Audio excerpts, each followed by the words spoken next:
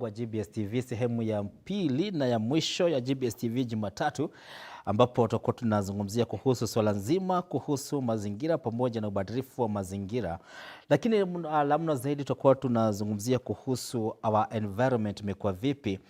Na ndani ya studio niko na rafiki yangu ambaye anafahamika kama Margaret Mora, na ningetaka nimweke hewani.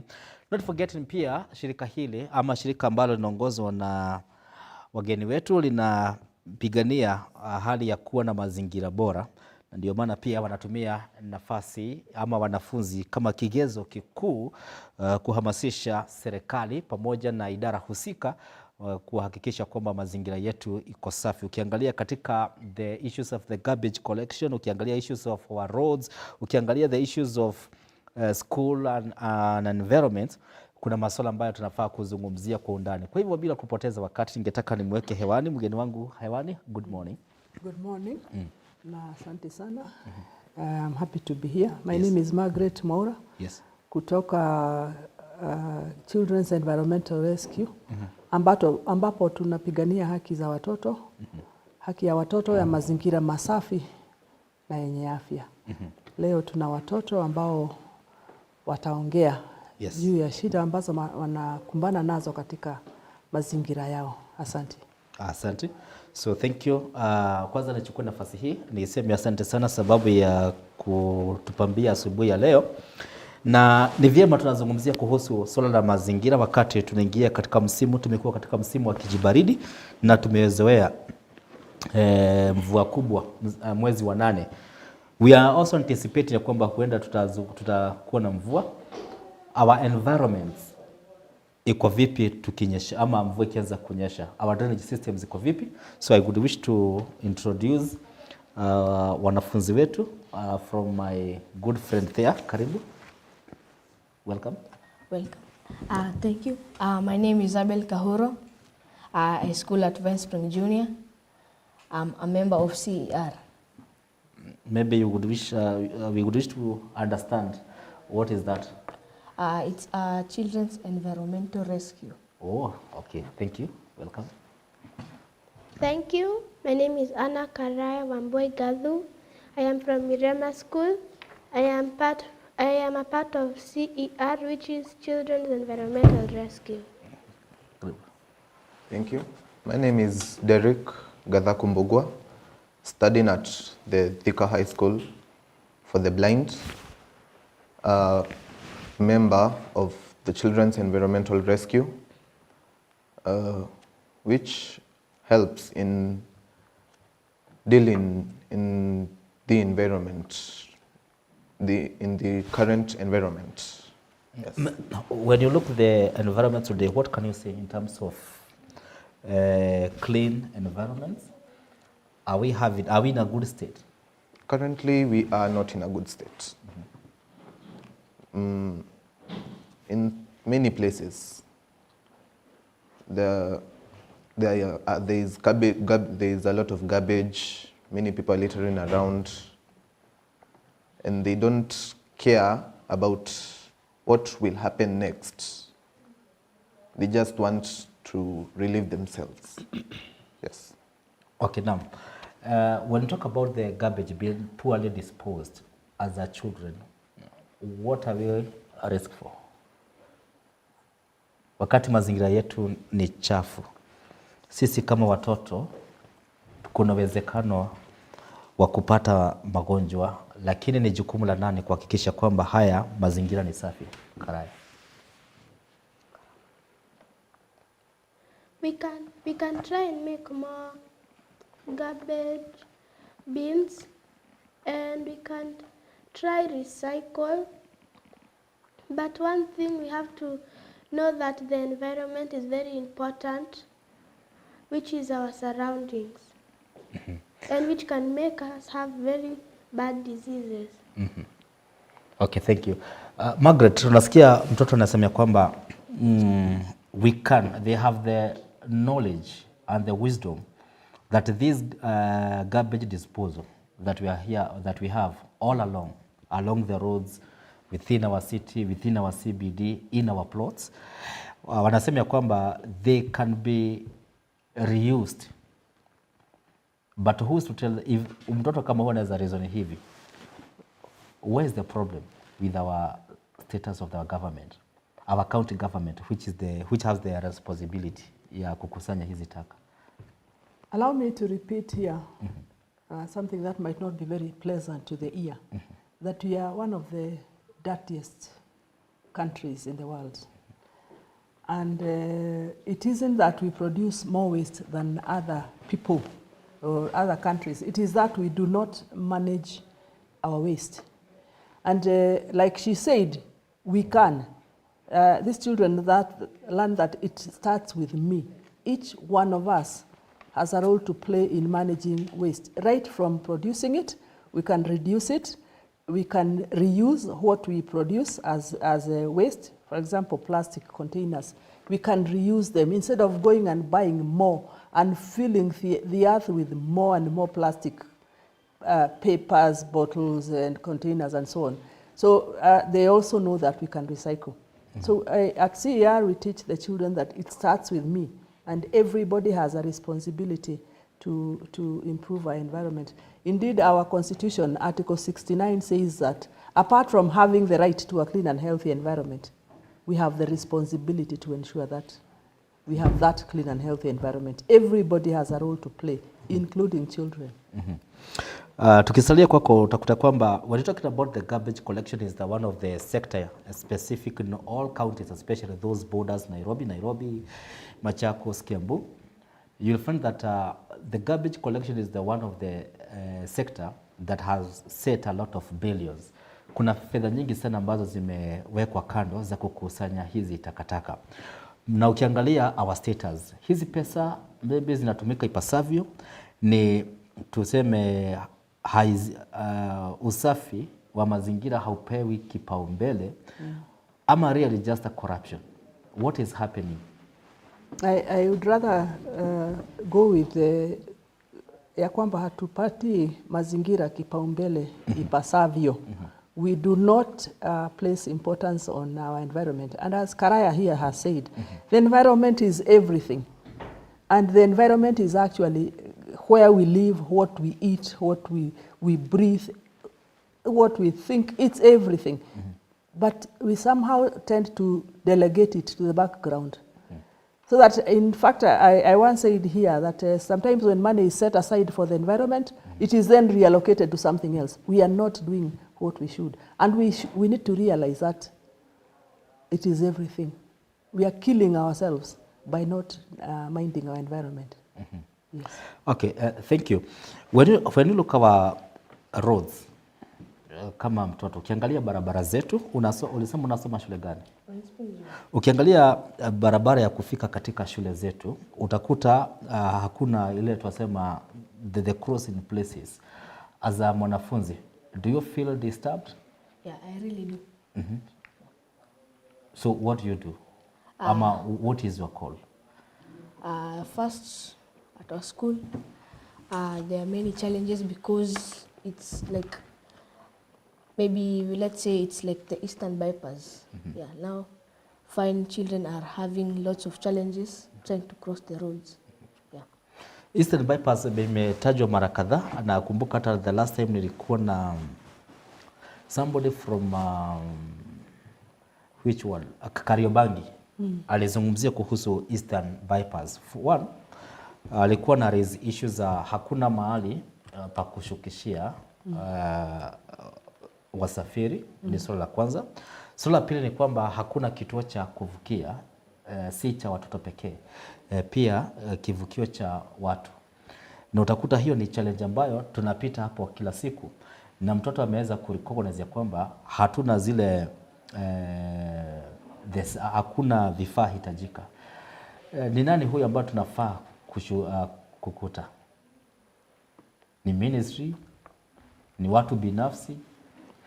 Kama CER tumekuwa tukigombea masuala ya Eastern bypass, maana tuko afisi zetu ziko Eastern bypass, na members wetu wengi watoto. Maybe hiyo Eastern bypass iko in which constituency? Eastern bypass is partly in Kiambu county, kuna mahali ambapo ni Kiambu county, yes, mpaka Kangundo Road. Kisha ukitoka hapo ukielekea Mombasa Road, nafikiri na ninaweza kukosolewa ya kwamba hapo ni Nairobi County. Hata hivyo Eastern Bypass ni concern ya Kenya Urban Roads Authority. Lakini pia kuna other authorities that are in charge of the roads like KENHA, Kenya National Highways Authority, na pia kuna an authority like NEMA. They are also in charge of ensuring that we all have a clean and healthy environment. And as Abel here has said, that is a killer road for everybody. Children don't even try to cross. They do not try to cross, especially since it became a dual carriageway. Hata hawajaribu. Maana unajaribu kuvuka, unaona leni ya kwanza haina gari, leni ya pili unakutana na gari imeenda kasi kabisa. So it is a very dangerous road, and I wish somebody would do something about it. It has no provision for pedestrians, nowhere to walk, no footbridges, nothing to slow the traffic so that you can cross. It is a very dangerous road, and sadly, it is just one of the many dangerous roads in our country. Maybe as a parents, hali inakuwa vipi? Watoto wanafanyaje kama kuna watoto napitia hiyo area wakienda shule? Do they have any alternative? Ama kuna mzazi anajitolea anasema masaa ya saa 12 hadi saa 1 nitakuwa nasimama pale kuvukisha watoto, ama ni responsibility ya shule? How do you do that? I'm telling you, for example, some of these children you see here, we go through the same church across the road. Yes. They just do not cross the road on their own at all. And so nafikiri kuna wazazi ambao wamehakikisha ya kwamba watoto wao hawaendi shule ambao iko upande mwingine wa barabara. And then we have had a lot of accidents. I know of a child that was killed. And I know of 2 brothers who are now not able to do their jobs, some youth, because they have been crushed. In fact, as recently as last month, a friend of mine was injured by a speeding truck with just the side mirror. Na alikaa ICU wiki kadhaa. So it is a very dangerous road, and parents are helpless. I'm lost for words. Thank you. Ningetaka tuweze kuangalia pollution, especially air pollution and water, not forgetting pia soil and noise. And Karaya, I would wish to understand maybe from the school, do you feel threatened by the state of the water that you take, the status of the air within the area, the status of, I don't know whether from your school or within your school, do we have maybe noise pollution? Do we have pub around the school? How is the status of your school? Or at home? Or at home? At home, I live near a helicopter station for Devki,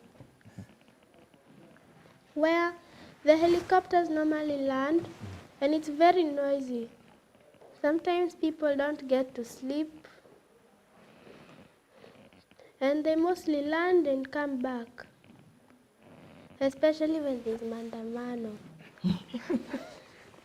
Especially when it is a mandamano. So the issues of the public facilities, like airports, if you see how they are being designated, are they inappropriate? Tujiulize, ni afya ya mtoto ama ile kitu ya maana ni ile mapato tunapata kutoka kwa this public institution like airports? You have hit the nail on the head. Yes. That development, which is very good and which we need, is happening in this country at a very high rate, and congratulations to the government and the society. But we do not take into consideration the welfare of the children. We do not take into account their welfare. On Saturday, we were somewhere where there was a workshop for some youth in a school. Somebody has built a petrol station right next. It found the school in place. Now they have a compressor, I think for the air pressure. And every once in a while it goes on and makes a lot of noise so that even when you are teaching something, you cannot be heard. I know of another school in Makadara where a supermarket has been built and it needs a big, I guess it needs a strong cooling system. That one also makes a lot of noise regularly, and it is next to a class for children with special needs. Development is good, but it's not taking into account the needs of our children. So you'll find, like you said, airports being built, and we need them. Railway stations passing through places that we need to think about the children. All these are happening when we have from both national and county government, they have the Department of Planning. Do we feel that these two state department, they are failing us? Juu kama kuna kitengo cha mipango ya maendeleo kinaangazia ama kinafanya kazi yake ipasavyo. Na si department mbili peke yake. By the time, for example, you get to put up a building, by the time you get NEMA license, Yes. you will have gone through a lot of vetting by different departments. I don't know how then it happens that buildings are coming up, apartments that are touching each other, so that breathing in those two different apartments becomes a problem. Natural light coming into apartments is a problem. Children are living in places where their lives are under threat because they keep falling from balconies and so on. Some people are sleeping on their job. Okay, thank you. So on that, maybe what is your advocacy? What is our advocacy? We know that a lot of problems are happening because of lack of awareness. Yes.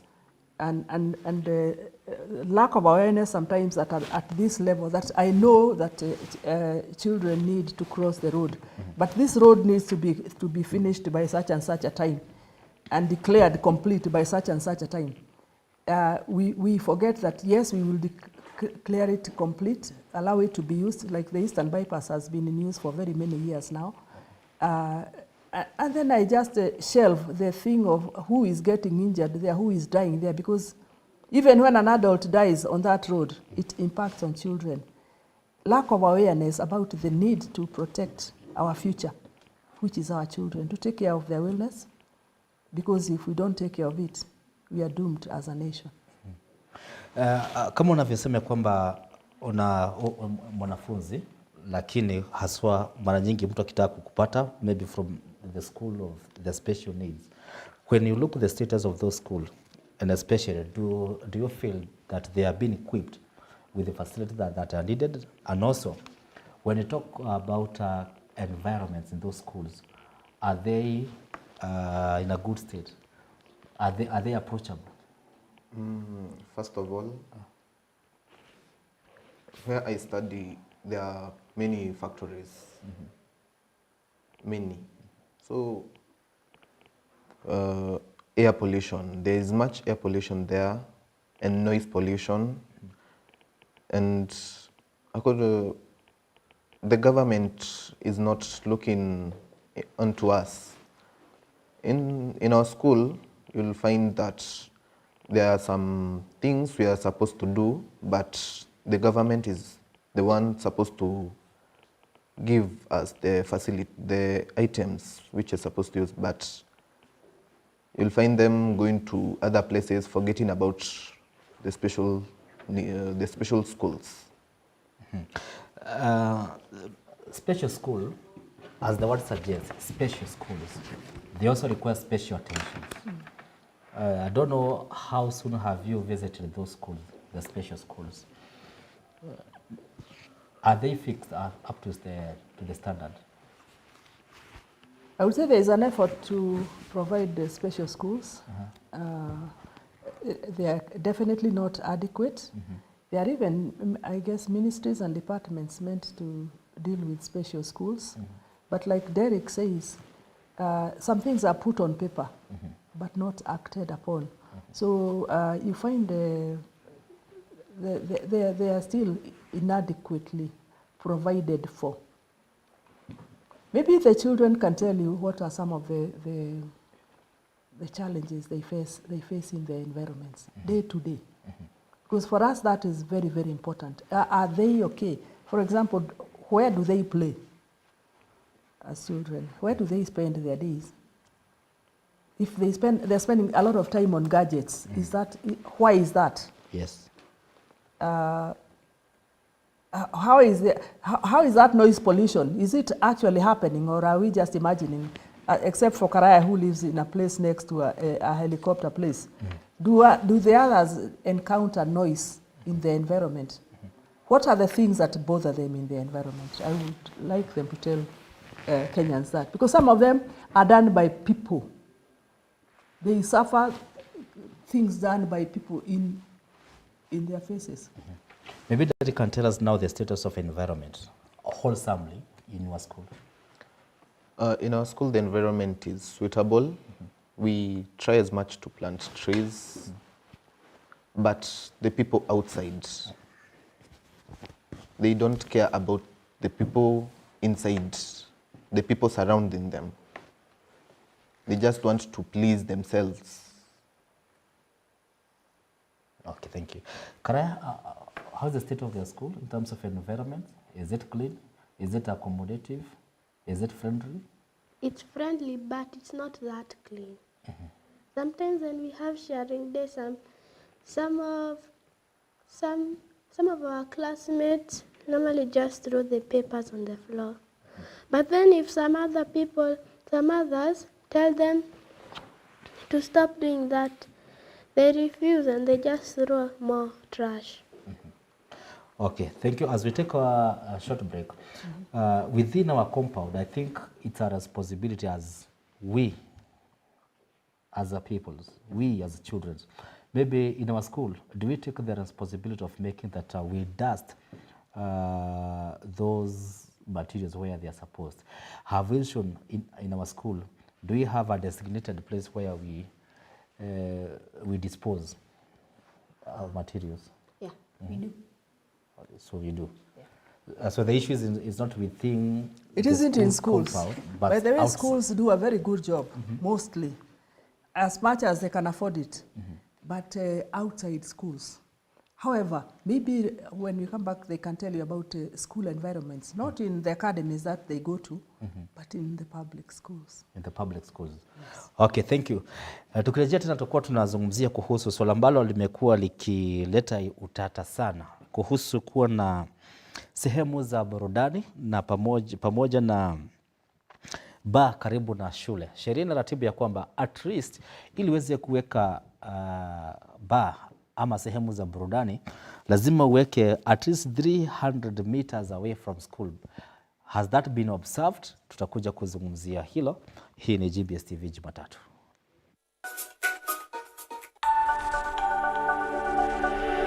Everywhere, GBS.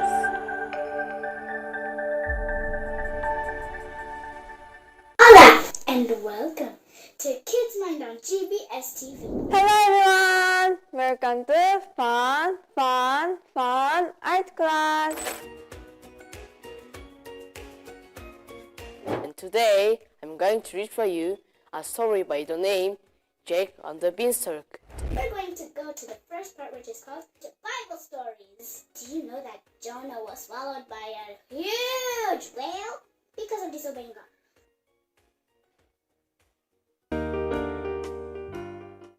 ARICA is an acronym of Kenyan Aged People Require Information, Knowledge and Advancement. Older men around us, they could mentor us and they could tell us, as a young man, you should never walk without a walking stick. If you cannot listen to this young girl or young boy because you think you knew, it's wrong.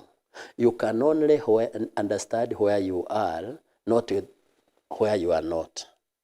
What are the other ways that we can look into that can also enhance this communication as a way of the leading in the 21st century? And this is an area I've been pushing to have an act of parliament protecting the rights of older people. We have to realize We cannot be a family without the children. Or rather, we cannot be a country without the young generation. And young people who are so transformed and morphed into the technological world that we are in today. I understand right now when you're talking about naming of the generation, now we are in the Gen Z Alpha. Yes. I am not aware if you've been able to interact with them closely and be able to see how they are thinking to start with. Thank you. But for us to work together and understand one another, we have to empower all the population of Kenya in disregard of disaggregating. What we are doing, we are segregating our society. We are calling this young generation, children, women, men, all this. That is confusion. We should remember we are all Kenyans.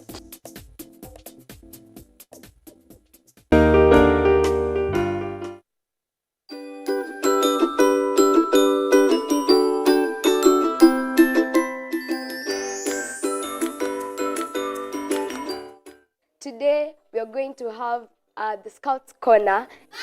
Drop. Cheese. Let. Cheese. Let. And I'm joined with two wonderful schools. Firstly, we have the Kings and Queens Academy. And we have the SEK St. Elizabeth Academy. Hi. We'll be having different segments. And the first segment, we'll have the Bible knowledge. Now, Maureen's father works in a place where believers were first called Christians. The place is called? The third segment will have the spelling bee. We have 30 seconds to give your answer. Are you ready? Yes. Amazing. NINTY 90.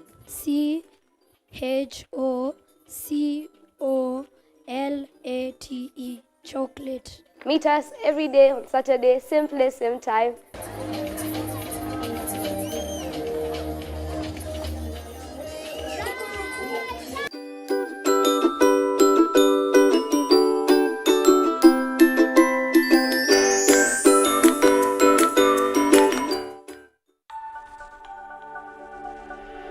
Everywhere, GBS.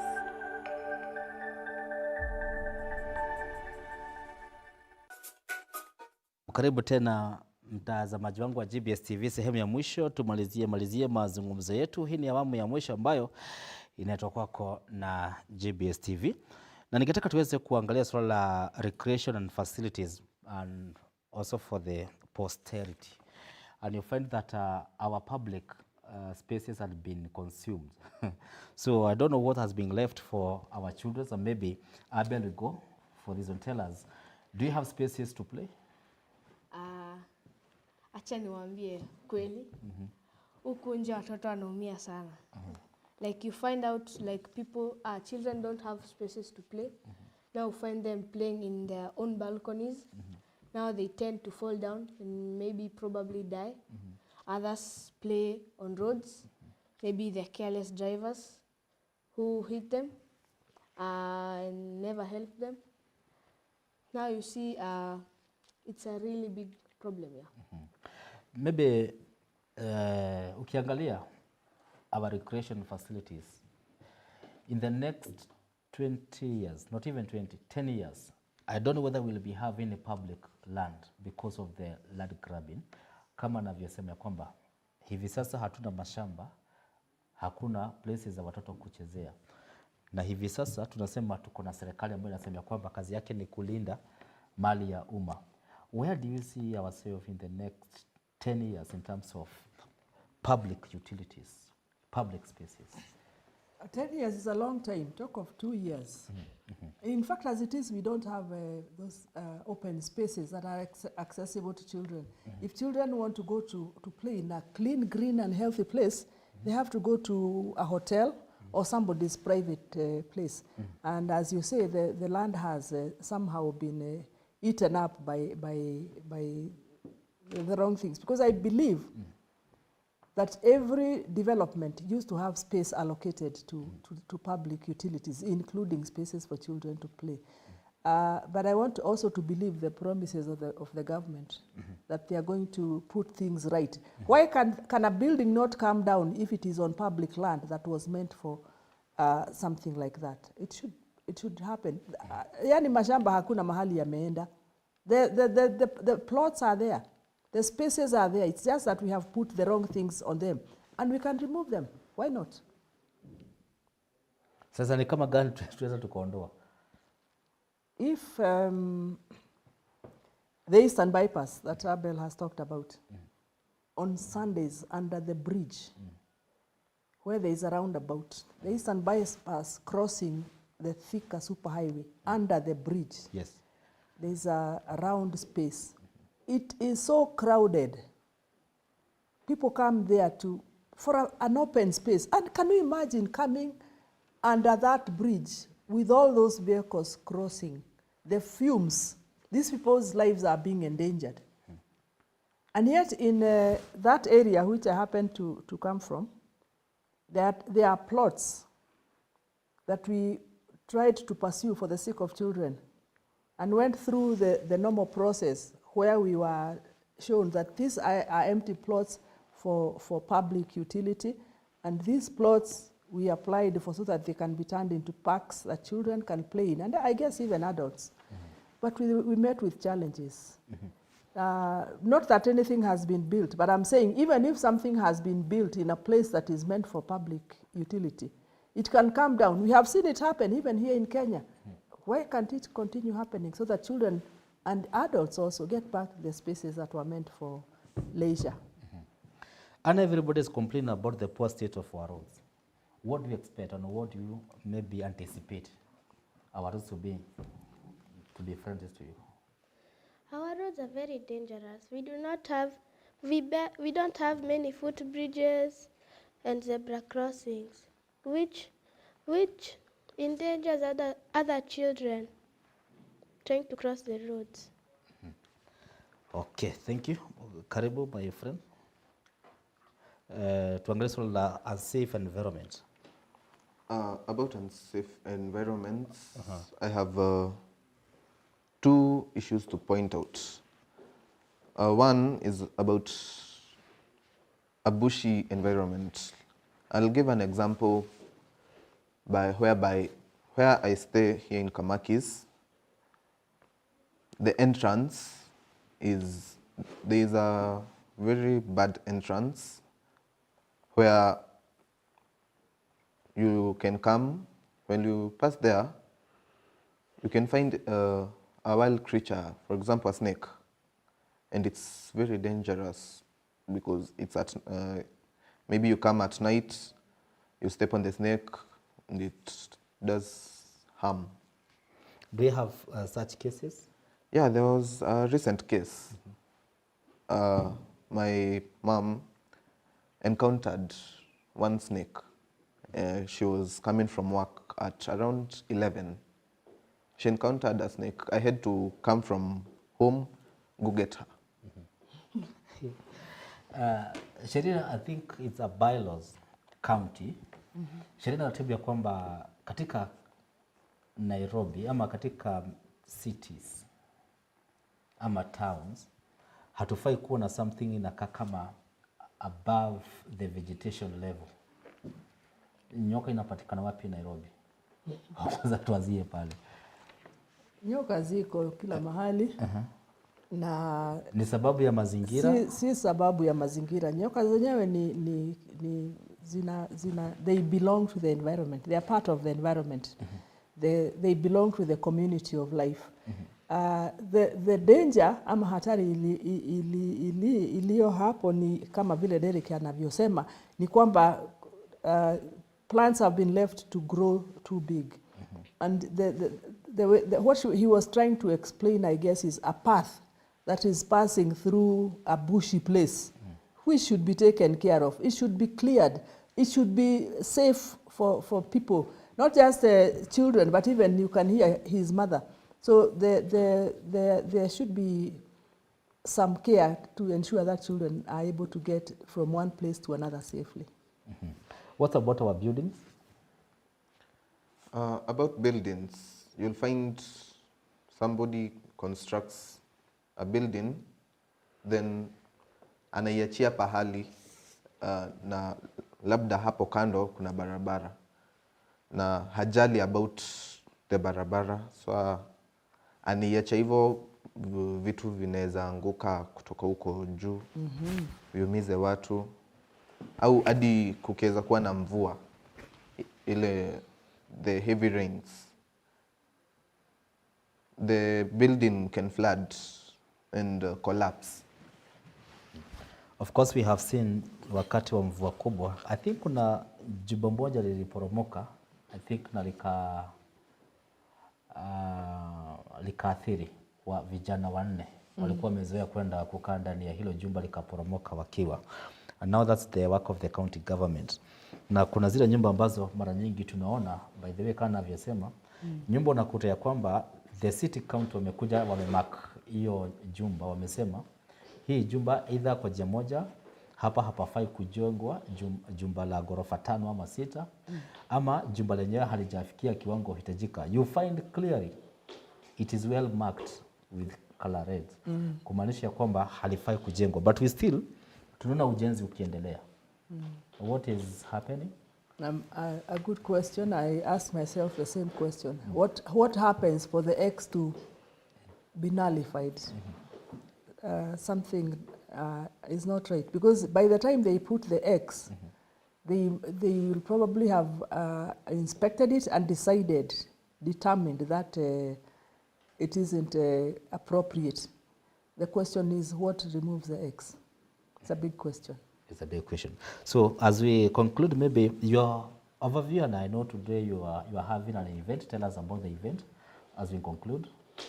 Okay, like we said, and the children have been trying to do today, we know that a lot of the environmental problems you're having are because of lack of awareness. Yani watu hawajui umuhimu wa mazingira na kuyaweka vizuri ifaavyo.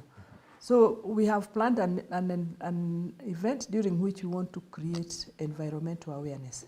Inaitwa Waki Games, ambayo itatendeka wakati wa mazingira, siku ya mazingira tarehe 10 mwezi wa 10 mwaka huu huko City Park, na tunawaalika wote waje tucheze pamoja michezo ambayo ni ya kiajabu, tushinde prizes for playing the games, na sana tueneze habari ya umuhimu wa mazingira masafi na yenye afya kwetu sisi na hasa kwa watoto wetu. Our children are our future. If we do not give them the right environment, we cannot expect to go on existing.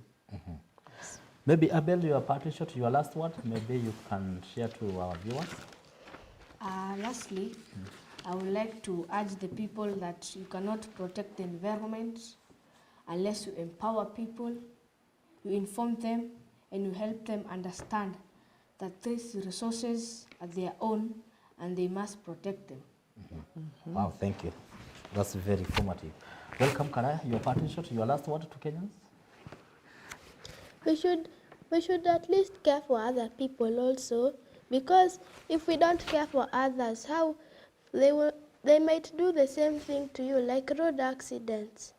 If you don't want other people to cross, yet you want to cross and you didn't let that person cross, you will get the same thing you did. Thank you, Derek. For me, what I can say is, let it start from us, then to the others. We should engage everybody in such occasions, events.